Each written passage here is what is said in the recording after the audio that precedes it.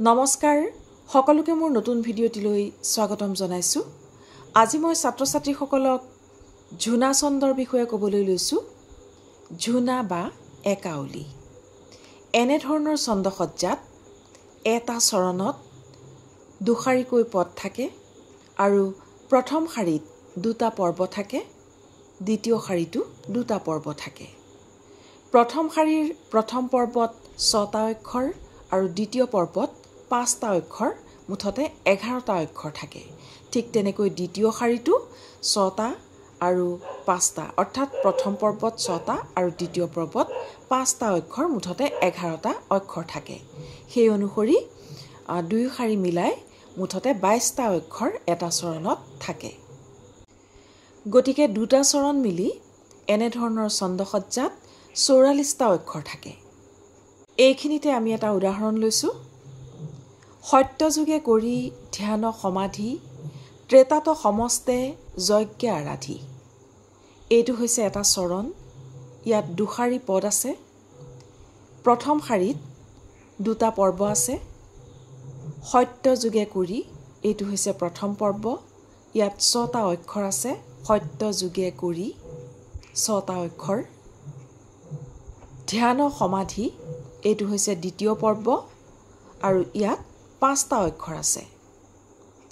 গতিকে আমি প্ৰথম শাৰীত 6 + 5 মুঠতে 11টা অক্ষৰ পালোঁ। দ্বিতীয় শাৰীলৈ গৈছো। ত্ৰেতাত সমস্তে এইখিনিলৈকে এটা পৰ্ব, ইয়াত 6টা অক্ষৰ আছে। যজ্ঞে আৰাধি ইয়াত 5টা অক্ষৰ আছে। গতিকে প্ৰথম শাৰীৰ নিচিনাকৈ দ্বিতীয় শাৰীটো আমি 6 + 5 মুঠতে 11টা অক্ষৰ পাইছো।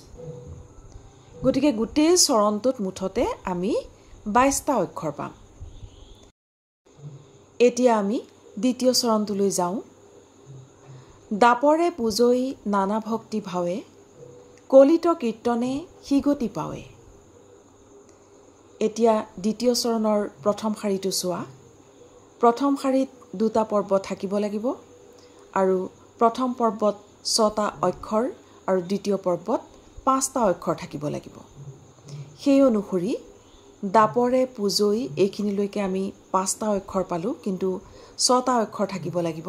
গতিকে নানা ভক্তি ভাৱে এই নানা পদটোৰ পৰা এটা না আমি প্ৰথম পৰ্বলৈ আনিম আৰু এটা না দ্বিতীয় পৰ্বলৈ নিম। দাপৰে পূজৈ না এইখিনিলৈকে এটা পৰ্ব আৰু ইয়াত আমি 6টা অক্ষৰ পাম। আৰু দ্বিতীয় পৰ্বটোত না ভক্তি ভাৱে ইয়াত আমি 5টা অক্ষৰ পাম। গতিকে দ্বিতীয় চৰণৰ প্ৰথম শাৰীত 6 + 5 মুঠতে 11টা অক্ষৰ পালোঁ।